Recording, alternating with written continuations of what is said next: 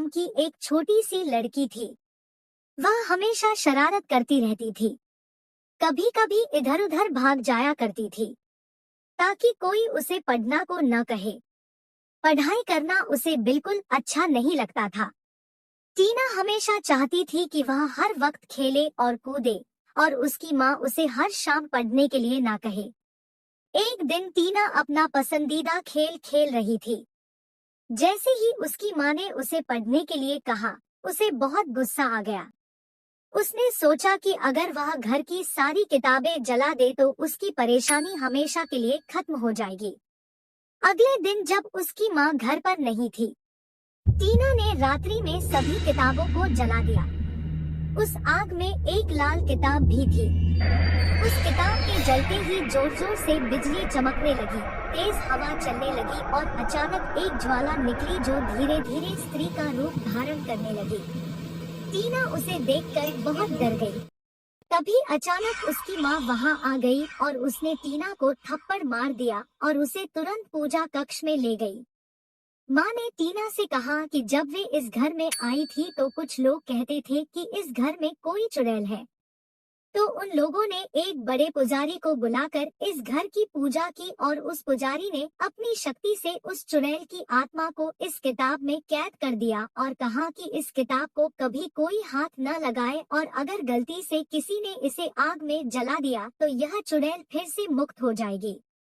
टीना यह सुनकर डर गई और बोली, माँ अब क्या करें? तब माँ ने कहा कि पुजारी जी ने उन्हें एक पवित्र जल दिया था कि अगर कभी गलती से यह चुड़ैल निकल आए तो इस पानी को छिड़कने से उस चुड़ैल को फिर से कैद किया जा सकता है। लेकिन अब मुश्किल ये थी कि इस पानी का छिड़काव कैसे करें, क्योंकि चुड़ैल बहुत गुस्से में थी, क्योंकि वह इतने वक्त से इस किताब में बंद थी। तभी अचानक दो छोटे छोटे बच्चे रोते रोते वहाँ आ गए और वह चुड़ैल उन बच्चों के पास शांति से खड़ी थी। माँ धीरे धीरे कमरे से बाहर निकली और उस चुड़ैल से बात करने की कोशिश करने लगी। जैसे ही उस चुड़ैल ने माँ को देखा, वह चुड़ैल माँ पर हमला करने के लिए दौड़ी। माँ के हाथ में पवित्र जल था।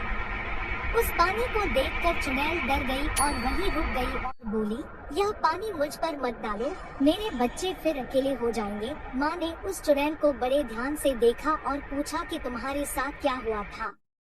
चुड़ैल ने कहा, मेरे पति ने मुझे वहीं जिंदा जला दिया था और मेरे बच्चे भूख से बिलखते रहे और वे भी ऐसे ही मर गए। तब से हम यहाँ रहते थे, लेकिन 10 साल पहले आप आए और आपने मुझे इस किताब में कैद कर लिया।